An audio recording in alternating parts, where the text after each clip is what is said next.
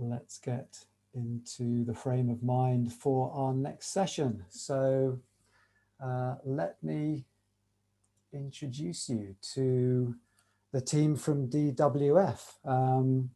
So mainly Kirsty Rogers, who's going to lead this, this discussion. She is the employment partner at DWF.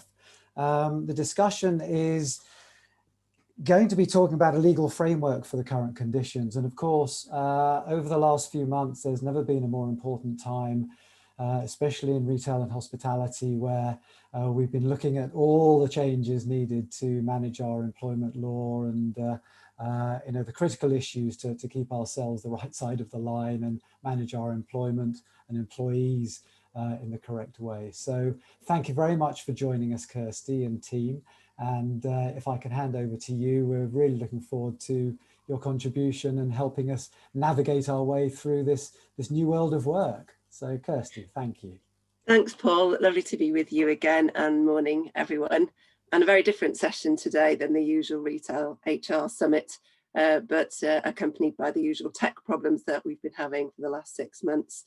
And I'm sure you're all getting used to these virtual events, although I have to say that I approach every single one of them with trepidation because I'm never quite sure which part of my technology or which one of my dogs or children is going to interrupt. I hope we won't have that today. As Paul has said, I'm Kirsty Rogers and I'm an employment partner and part of the retail team here at DWF. I think this is the 5th year that I have attended this event, and it is my favourite. I do keep coming back, but it is my favourite when we are in person. So I am deeply hoping that by next year we will be back together and our economy will have stabilised, as will the world. But we are some way from that. Figures this morning not very encouraging. So our session today is ambitious in terms of what we have to cover.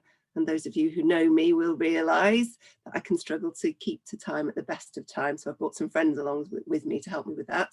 I can struggle to keep to time on the shortest of subjects, and we have so much today. And there's no doubt that over the last 6 months, and I can safely say into the next 6 months, the work of HR and our employment lawyers is going to be critical for organisations. So our time really is justified this year. I read this morning that due to the pandemic, those not furloughed and working from home or even in stores are working nearly an hour extra every day, and burnout is happening for people aged 32 and above. So we really do have much greater anxiety issues at the moment. And I have to say, I wish it was only an hour extra each day. I'm sure most of you in this room or this virtual room are spending even longer than that. And mental health and employee well-being is going to be critical, as I'm sure you will have learned from the first session this morning. So we're going to give you a whistle-stop tour of the key legal issues that are arising that you need to be aware of, from furlough and the job retainer scheme to obligations to employees in terms of health and safety, and the obligations you need to be made aware of for reskilling and restructuring, and also above all data and how you keep that safe and how you make sure you're doing the right thing about your employees. I won't have escaped your notice that I have my 2 friends with me today, Dom Watkins, who is DWF's retail head and a regulatory lawyer by trade, and James Drury-Smith, who is a privacy and cyber security lawyer. Very fancy title, James. And this is not the first occasion that we have ventured out together virtually, and not virtually actually, but no, mostly virtually because James has only recently joined.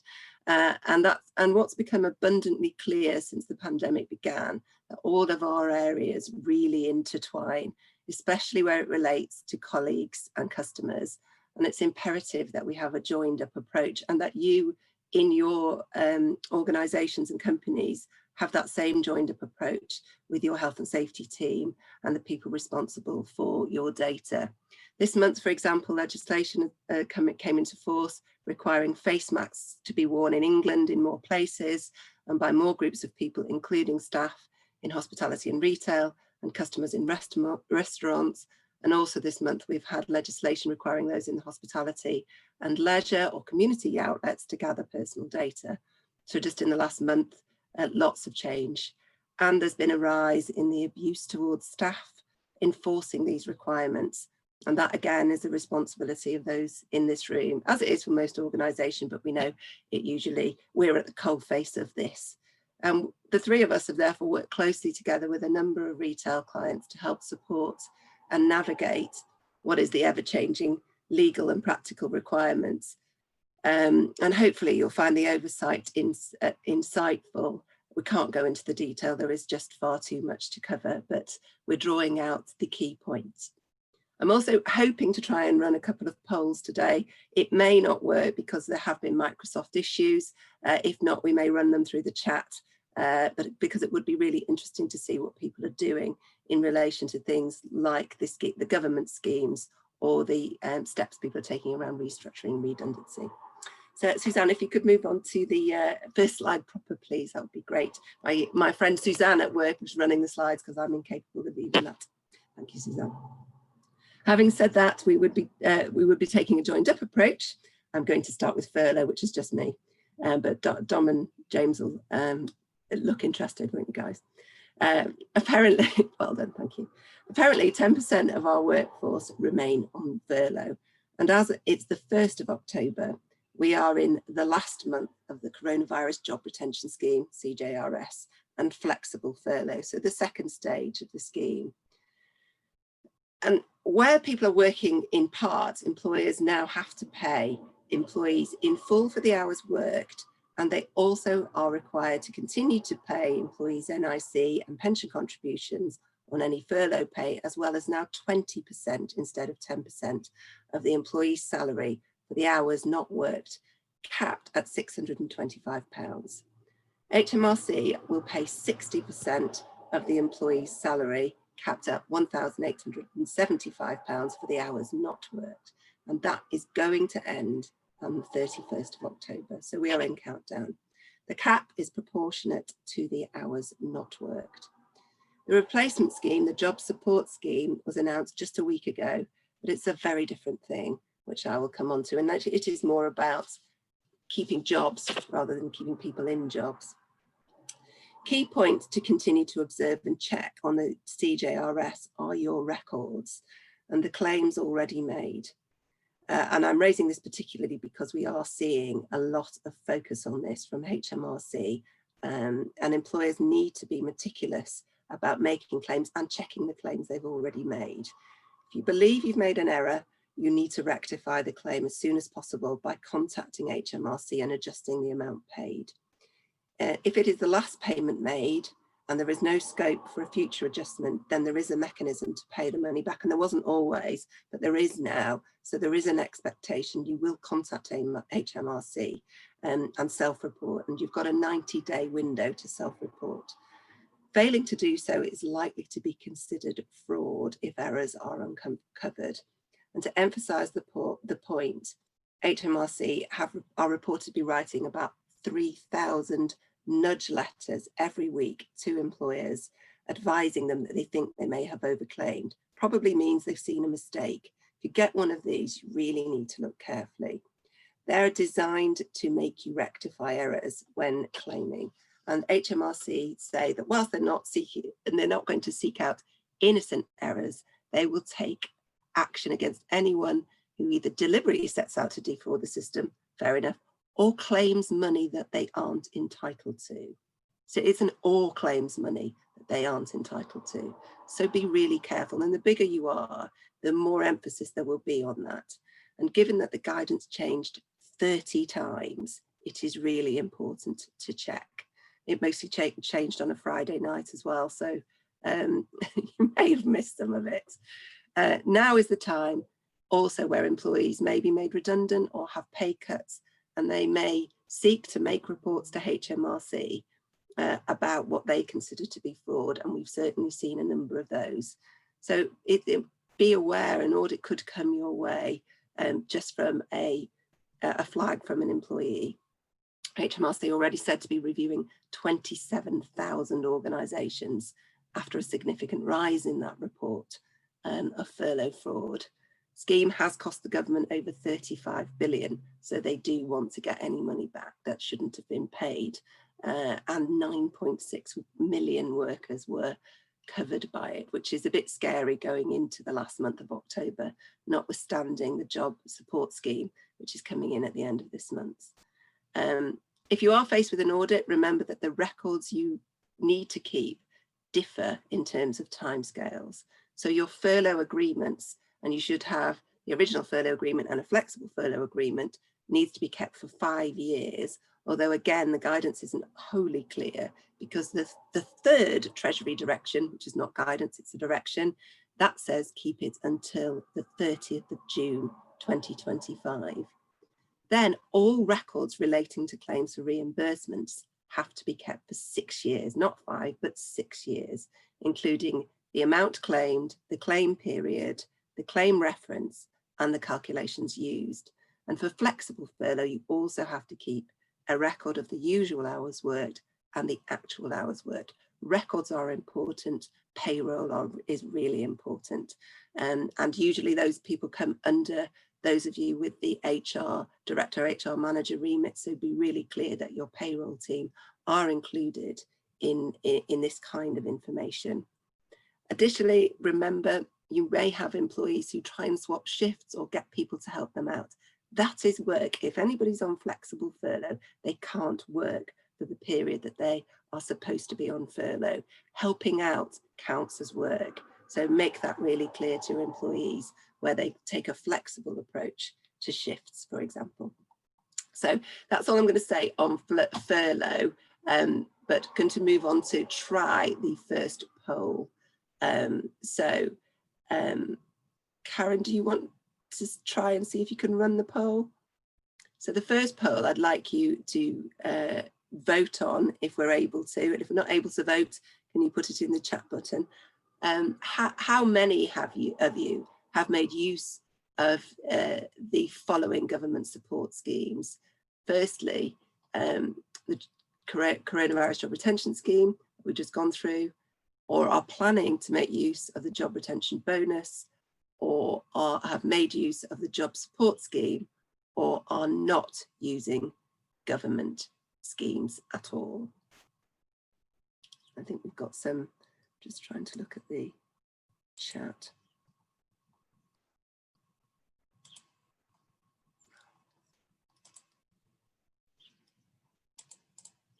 Yeah, so I've got some people saying, Julie, CJRS, quite a few people saying job retainer scheme. Some people not using schemes. I think, yes, I know who that is. Only use the job retainer scheme, none of the others, and not planning to, which is interesting. Nikki, everything, yes, really good. So quite a mix of different things, and keeping your head around all of the different schemes and the rules relating to the schemes as they change is exceptionally challenging. So yeah, thank you for that.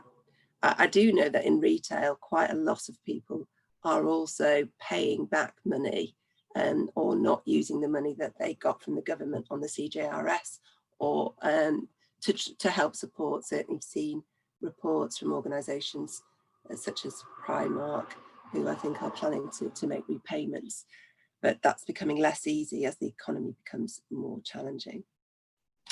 So where are we now? Moving on to where are we now? Prior to the announcement last week,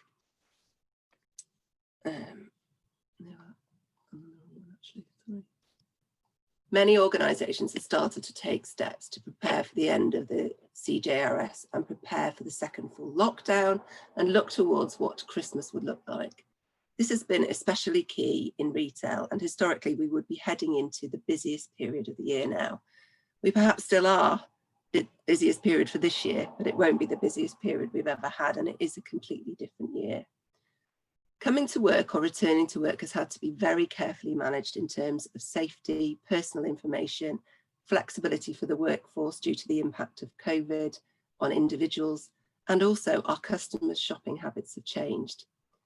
Even those businesses who work together and have worked all the way through have had to take significant steps to make sure that their workplaces were safe for workers and customers to come into, and physical attendance in stores of every kind, including supermarkets, was cut right back, but for many in retail stopped altogether. The move online was like a tidal wave, and the grocery market alone, I think, went to almost 70% overnight. All of that has had a big cost. and buying habits have changed probably permanently, although there will be some rollback. And the need for a physical presence was not as great as before. And we've certainly seen many organisations looking to sell or close down some of their outlets. Not all, but certainly in some of the high streets. The cost of adjustments and limited footfall mean that retailers inevitably have to look at their key and core offering and have to take steps to reduce and stop any presence that's not going to be profitable. A lot of you will already be in plans to reshape and restructure your business, and I suspect most of you will be expected to have a crystal ball about what's going to happen next. Decisions about whether action is taken or needed, or deep cuts need to be made to avoid a continual number of changes, have to be considered. Decisions that are often being asked of you quickly, but given the numbers involved, collective consultation obligations are often engaged, meaning that that quick decision is almost impossible. And head offices I am seeing are being impacted by those who've been closed and those who've had to remain open. Everybody has had to look at where savings can be made. So I think you may see even in your own teams, you're being asked to make cuts when you've been busier than you've ever been before, because everything has to be much more streamlined. HR have had to look at the skills people have rather than their job they do, because the jobs look different. And an ACAS survey, which came out this morning, I don't know if people have seen it, has found that over a third of employers, in fact 37%, are likely to make redundancies in the next 3 months. And interestingly, over a quarter have said that they would do this by video chat or by a phone call, which would have been inconceivable really this time last year. But that is now said to be okay, you can do that because of the pandemic. Whether that will change if we get control of the virus, it remains to be seen, but a lot of people are planning to do this, not face to face. Interestingly, 1 in 4 of these businesses, and these are bigger businesses as well as smaller businesses, said they were unaware of the law around consulting, which again, I found quite surprising. Apparently that's 1 in 3 when you're talking about smaller retailers being those with under 250 people. So key points to remember: if your collective consultation and the numbers of redundancies is a large number, your obligation to collectively consult is triggered where you're proposing to dismiss as redundant 20 or more employees at one establishment within a period of 90 days or less. That's section 188. I'm sure you don't need to be told that.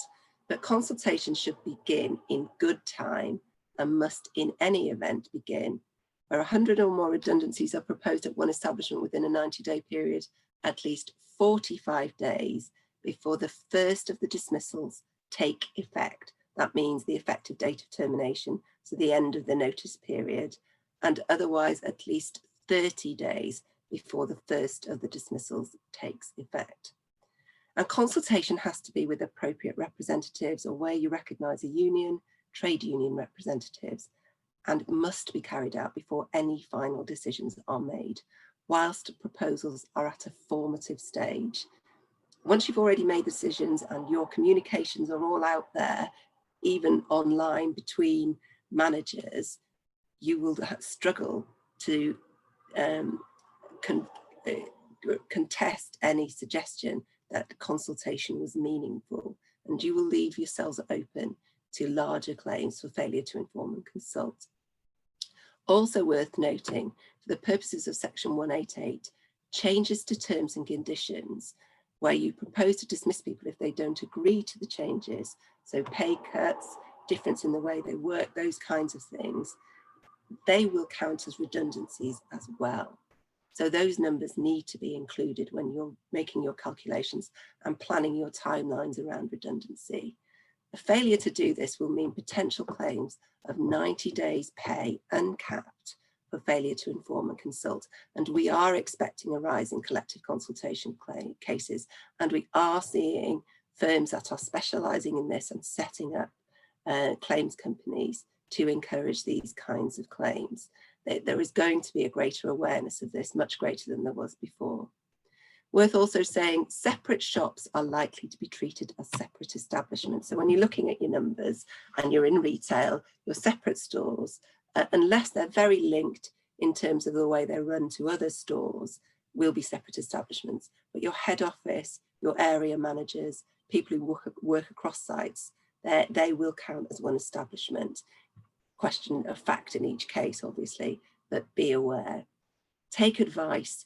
It is a very costly mistake to make if you don't cover collective consultation properly. Also remember to file your HR1. That can get lost with everything else. And I've not come across anyone who hasn't, I'm pleased to say, but it is worth reminding people. There is a lot to plan. There is also the need to undertake individual consultation. And again, I've come across a lot of organisations who think that because they've engaged in collective consultation, individual consultation doesn't apply. It does. That has to follow the collective consultation. It shouldn't start at the same time. Again, that's something I've come across. Collective consultation starts first. They can overlap, but they are both fundamental requirements of a fair process. So looking at that, a lot of people had already planned their collective consultation before the JSS was announced last week.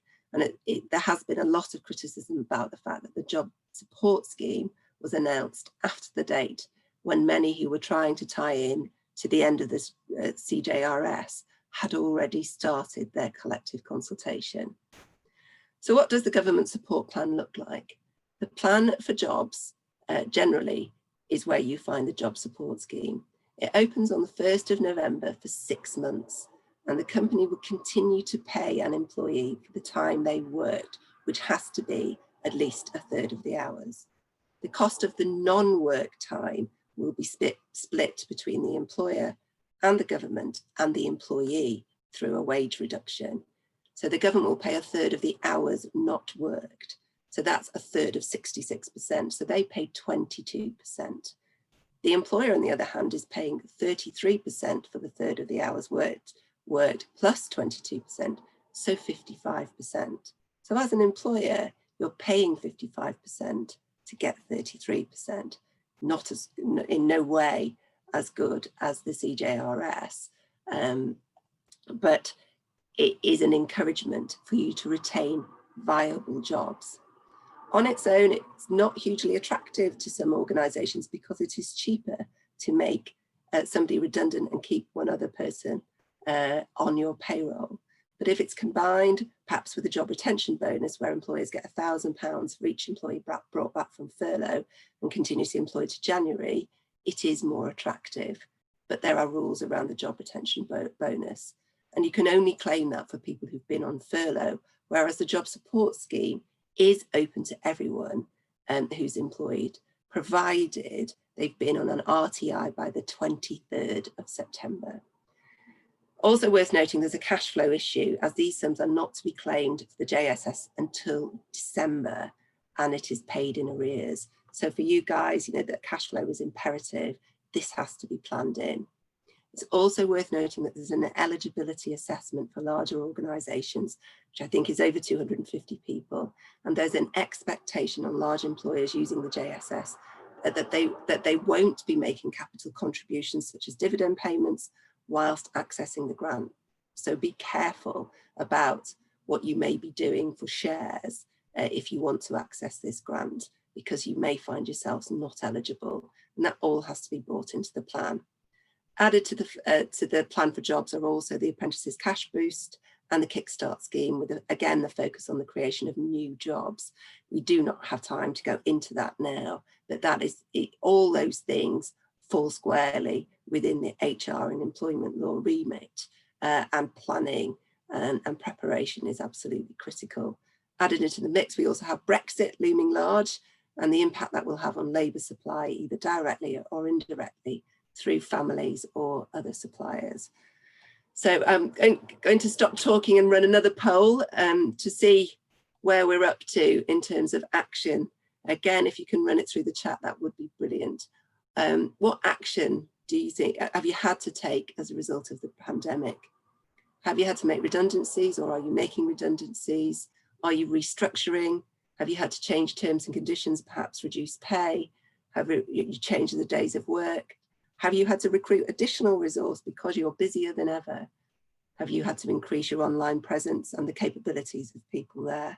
Again, I think we're not going to try the poll because everyone's a bit scared it will kill everything else.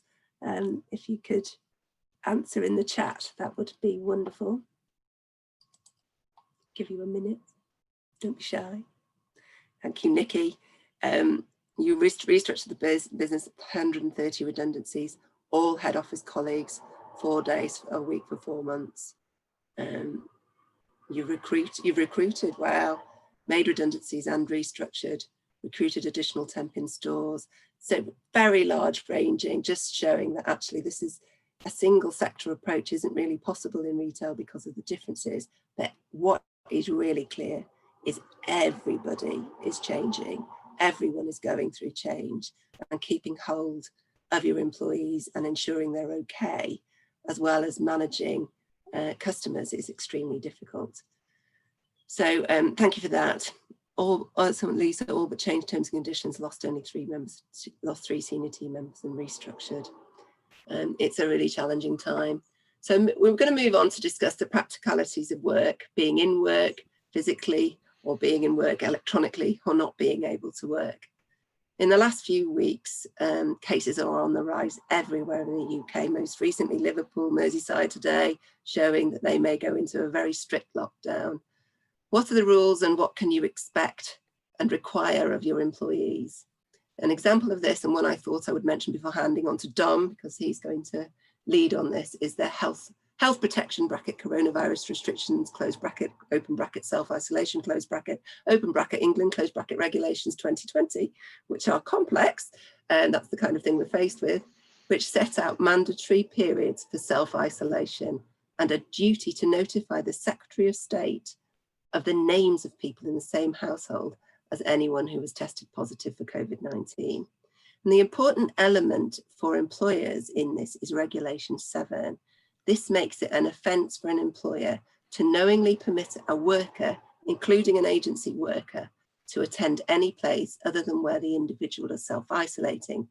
And this includes individuals who are required to self-isolate because they live with someone else who's tested positive. So if an employer knows a worker has tested positive or lives with someone who has tested positive, it's now your responsibility to stop the worker from working unless they can work from home.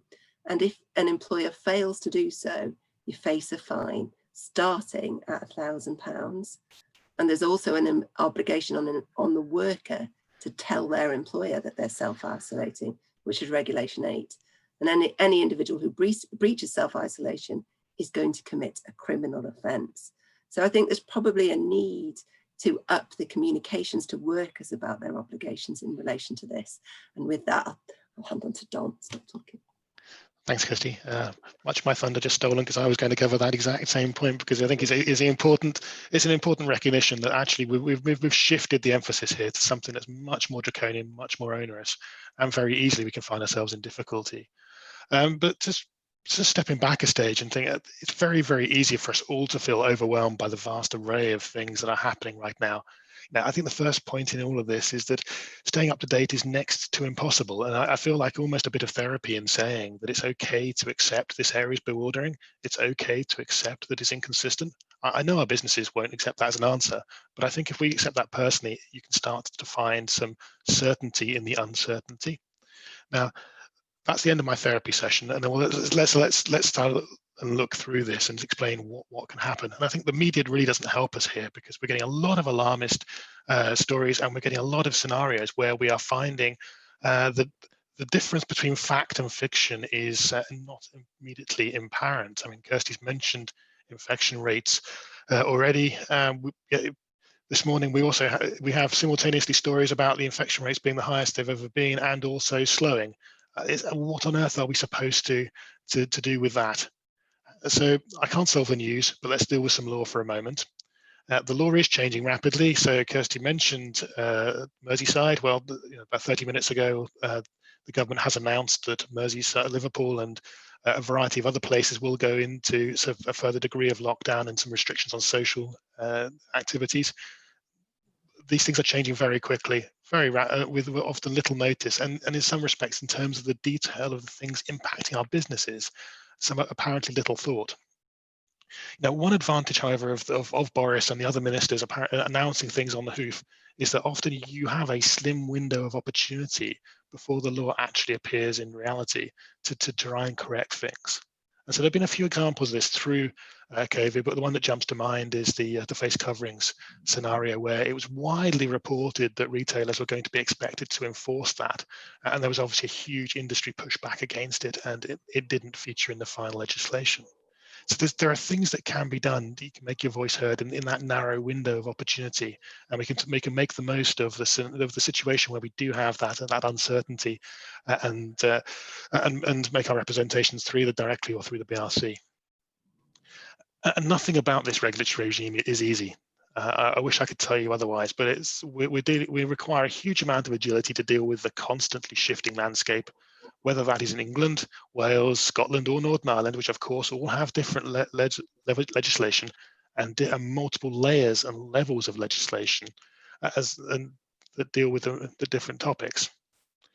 They're all similar, but subtly and sometimes significantly different.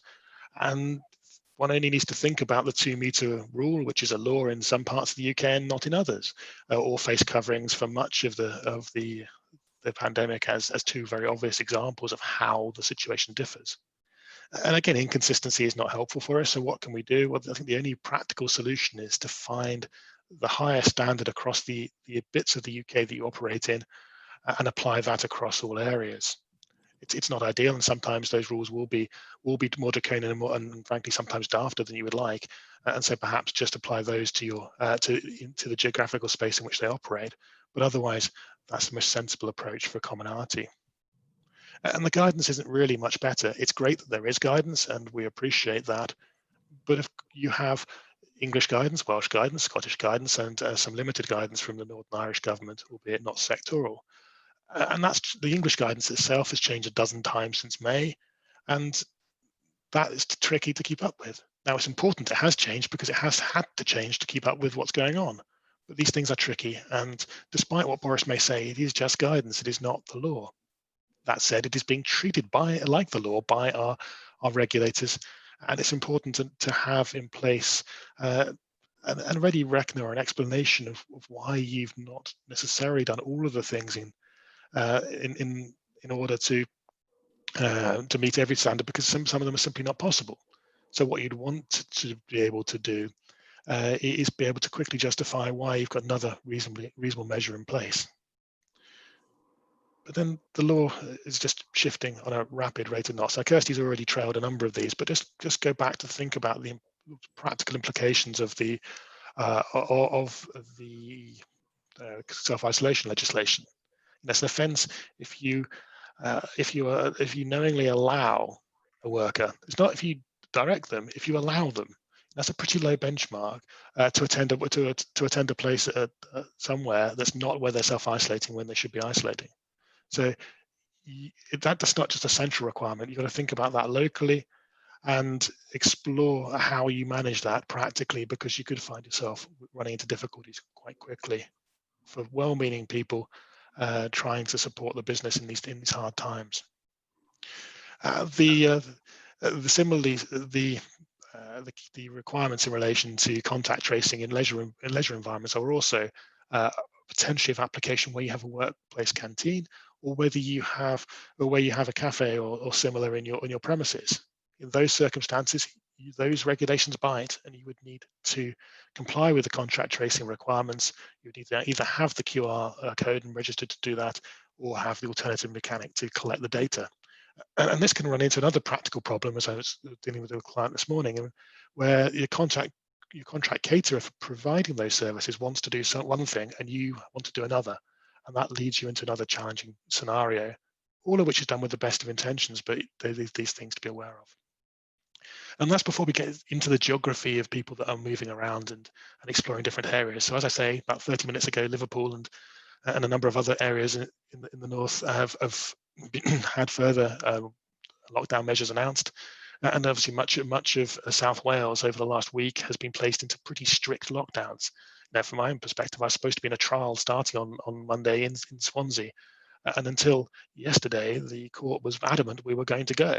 They couldn't quite see the difficulty in all of us traipsing to South Wales across at least half a dozen other lockdown areas to enter somewhere and bring potentially whatever we have with us and would take away whatever we have elsewhere. Of course, it was a reasonable excuse for legislation, so technically we wouldn't be committing a criminal offence, but it would potentially be incredibly socially irresponsible at a time where that trial didn't need to take place. It would be preferable, of course, to do it. So these are real difficulties that we have to try and deal with, and trying to balance up that challenge of social responsibility and protection of our staff and their concerns in these circumstances. So in this social responsibility aspect is absolutely key to how we manage things, because a lot of what we're doing from a legal perspective is actually probably not strictly required from a legal perspective. It's more in our social responsibility scenarios. And that is entirely right and proper and fabulous and laudable that we are taking those steps. But we have to be aware that sometimes these things can have a sting in the tail, because sometimes we're using language and we're explaining things in a way that is unrealistic. Take the phrase COVID secure and the various other phrases that Boris was using prior to that. Now, it is impossible to eradicate COVID. So COVID security is an impossible objective. It doesn't mean we shouldn't try, but we have to be realistic in this, which can cause ourselves problems, particularly in how we record what we're doing and how we're going about it. So having in mind that health and safety legislation is all about assessing the risk that arises out of or in connection with your work activity. So it's not about protecting people from everyday risks, such as catching a cold or using the stairs. There's a well-trodden path on this with clear authorities on it. It's also abundantly clear from the approved codes of practice that the law doesn't cover the scenario where one employee catches a respiratory infection from another. You're not supposed to protect against those things, but yet here we all are doing exactly that. I'm not saying that's wrong. I'm just trying to draw the distinction between the steps we're taking that are legally mandated and what we're doing because it's the right thing to do. But the other thing that flows from that is we have to think about how we express that in the documents that we produce. Take your risk assessment, for example. You will all have one, and it will all deal with this risk in probably a very similar fashion. But are you assessing the risk of COVID generally, for instance? Because a lot of risk assessments I saw earlier on in the pandemic were assessing, well, how do we eradicating the risk of COVID completely, which clearly is impossible. The question is more about the practicalities of what you're doing and how that impacts on work. COVID is everywhere. We can't unfortunately address that. So everywhere there are people, and of course you want people in your shops, both customers and workers. So we have to think about what is it from our work activity that would increase the risk of exposure to COVID beyond that level that is extant in society. So what is it about my work activity that is different, that moves it above that, the level that's the baseline standard we see everywhere? And chances are that actually the risk in your business will be low, particularly if you have perspex barriers at checkouts and the like in place. But lots of risk assessments I was seeing were suggesting that the risk level was in fact high. And that was done through the abundance of caution largely. But the difficulty is that if you start to have those things in place and you start to say the risk in your business is high, you're starting to create yourself an audit trail that may come back to bite later, either through employment-related issues or indeed through health and safety or civil claims. And then also think about how you express the control measures you have in place and why you're doing them. Whilst normality as we used to know it may be a delicacy that's somewhat out of reach right now, if we're implementing control measures to address COVID, and COVID has been widely said to is likely to exist like the flu virus for forever, then how do we ever step back from that? And do we want to make sure we don't create ourselves this loop from which we can't escape?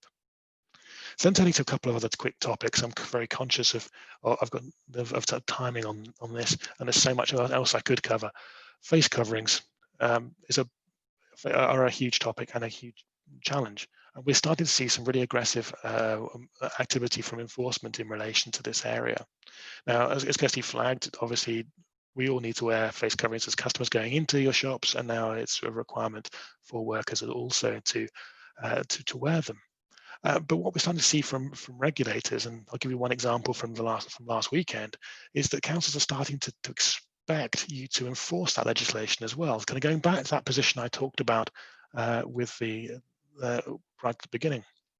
And so there was a council that was expecting the store to refuse anyone not wearing a mask entry, eject anyone not wearing a mask, and keep a record of everyone who's attending, seeming to be conflating a bunch of duties together.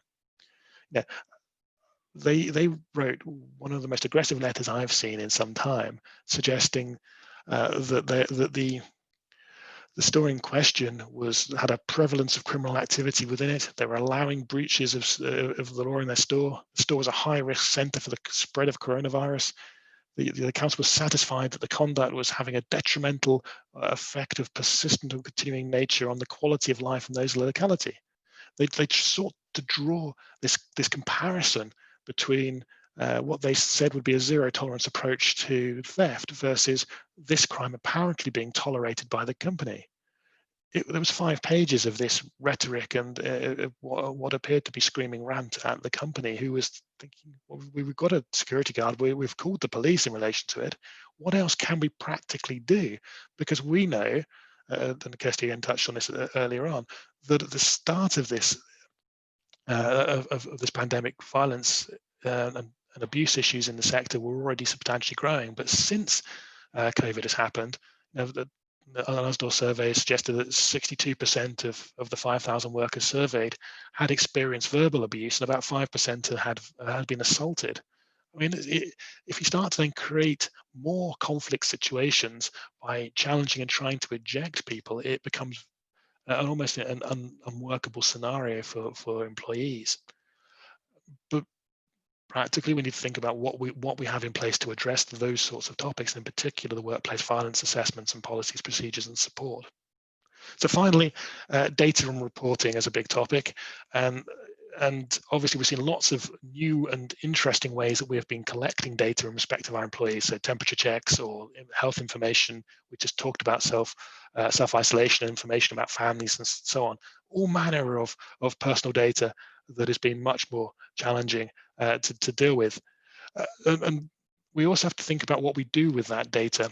And because despite what the HSE says, you should only report under RIDDOR if you have a written diagnosis from a registered medical practitioner of a COVID attributed to occupational exposure. And it needs to be about an employee, not about a customer, just an employee. If you don't have that written diagnosis, you shouldn't be reporting. And if you do, the consequences are that you're in a place that you are effectively saying that someone got COVID in your premises. So you're exposing yourself to greater risk. And if you are collecting the other data in relation to temperature and the like, you need to think about what you're going to do with how you're managing it. And there's a whole range of just practical data challenges in that, which James can guide you through. Great, thanks. Thanks, Dom. I'm actually going to just sort of break the flow a little bit, and I'm going to attempt to tell a joke. So, how many employment, health and safety, and data protection specialists does it take to change a light bulb? And the answer is we never find out, because we're too busy doing the health and safety assessment, the privacy assessment, and consulting with the worker that's going to change the light bulb.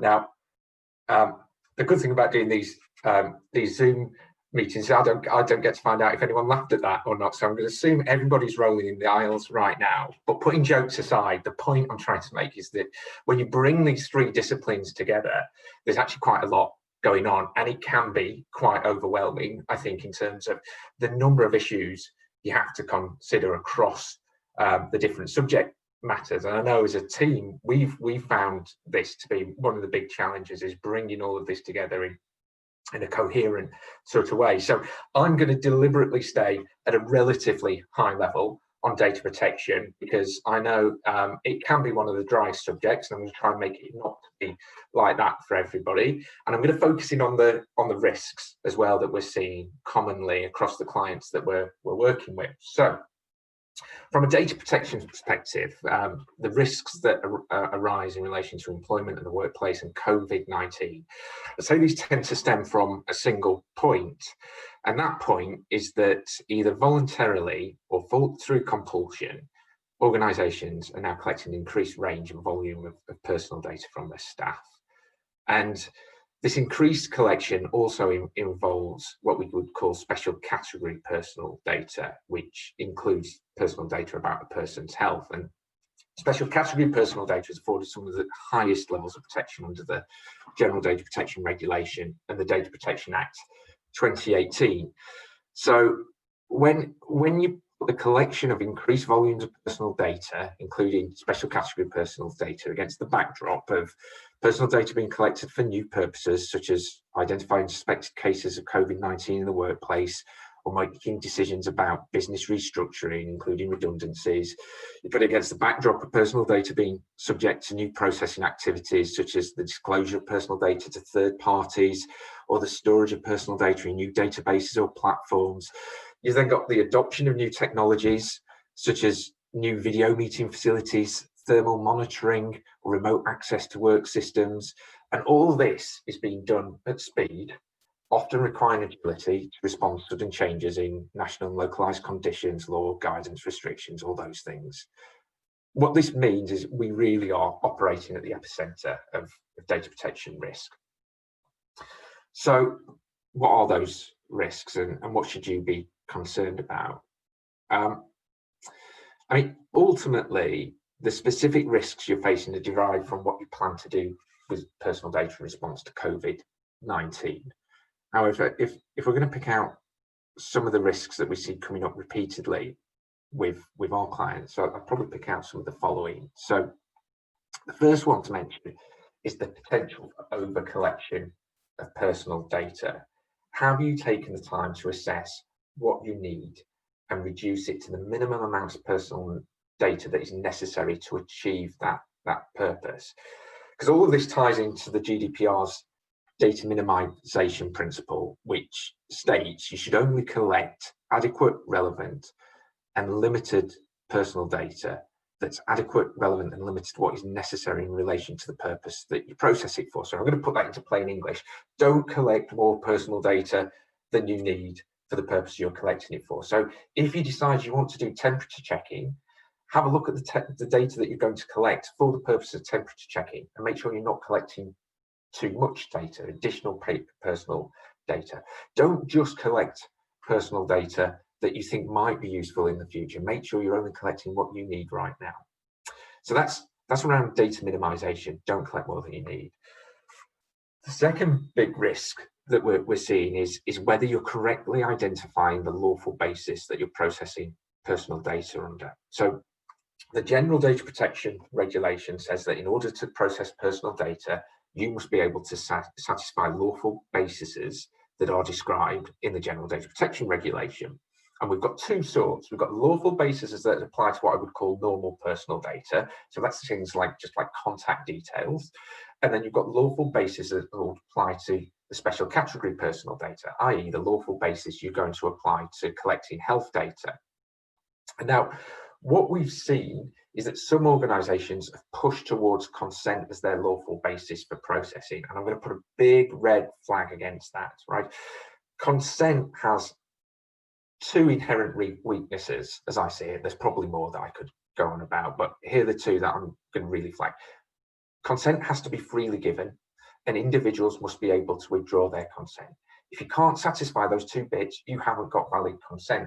And this raises a massive problem in the employment context. So freely given consent, the regulators time and time again have told us that they perceive a big problem with consenting employment, because there will always be an imbalance of power between an employer and employee, such that an employee will probably say yes to anything as long as they get paid and get to keep their job.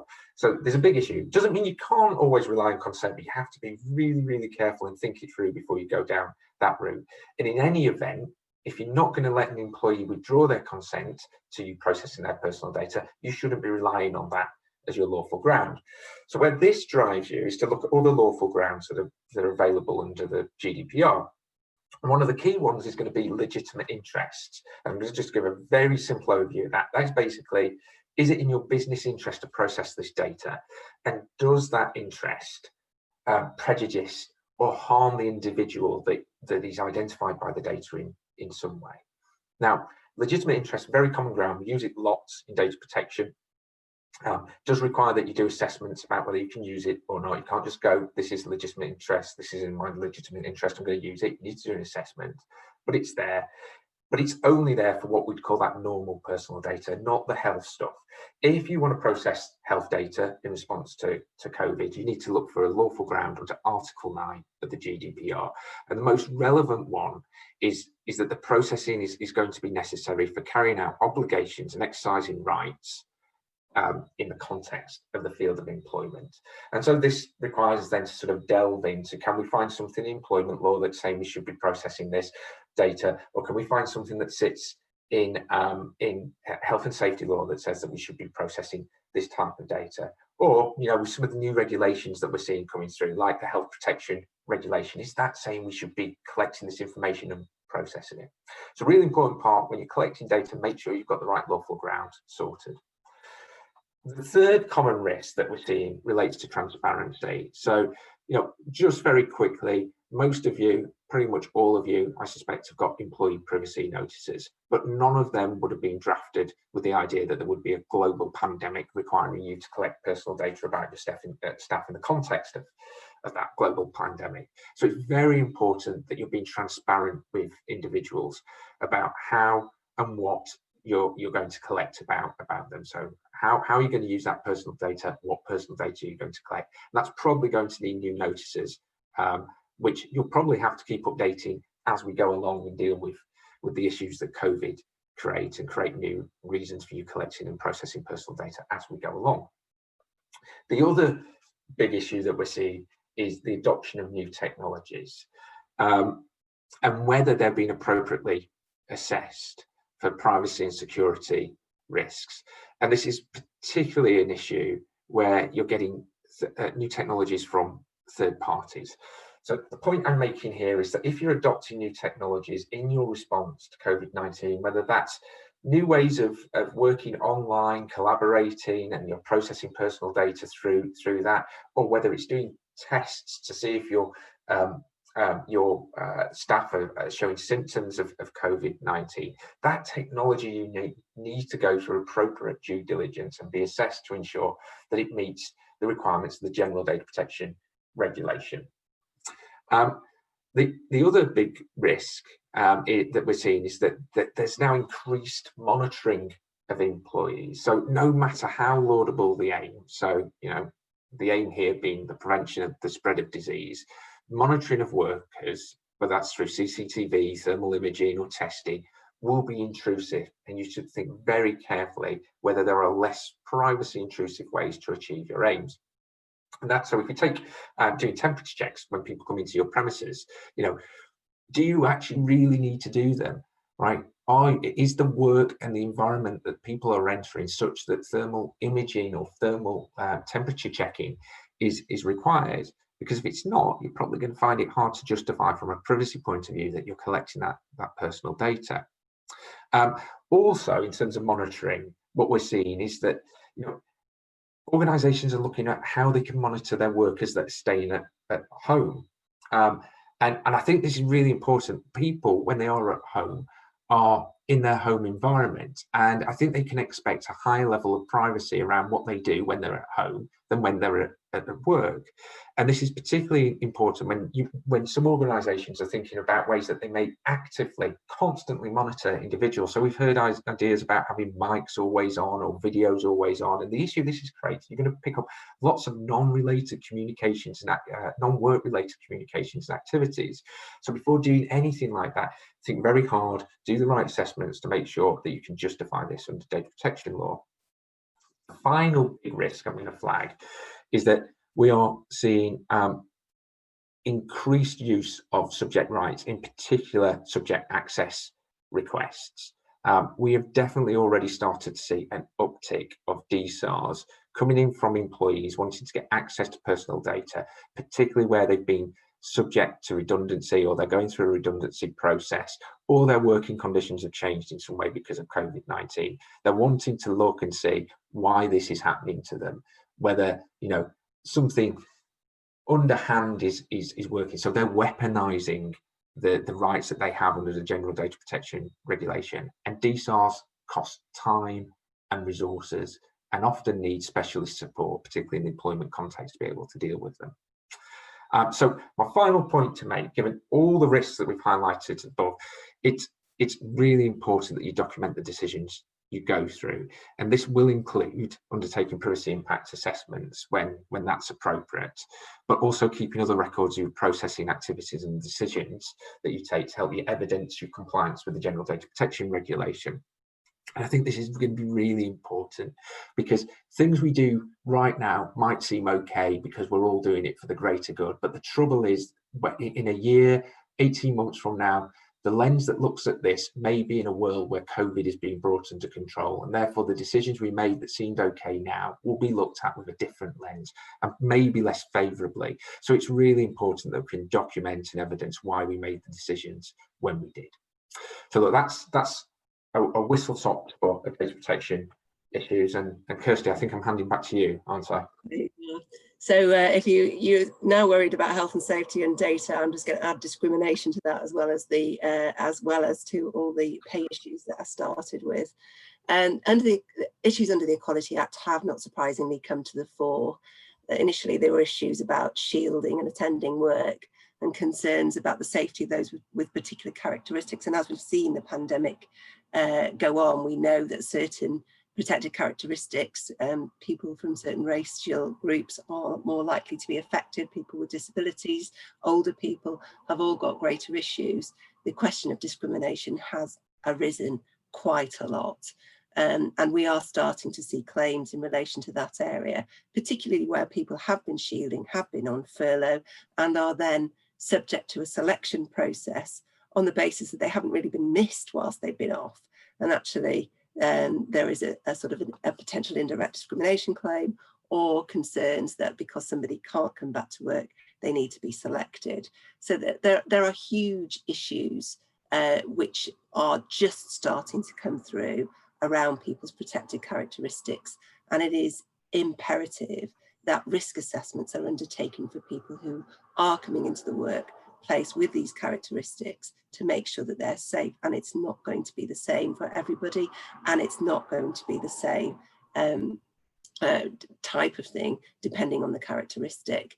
You also need to do those risk assessments for people who are at home, and the duties in relation to mental health and well-being are being focused on both by the government and lots of trade unions and employee support groups, because there is no question that people's mental health has been affected by the anxiety of the pandemic, and people's own concerns about their jobs and whether they're going to be in work going forward, or whether they can survive in work.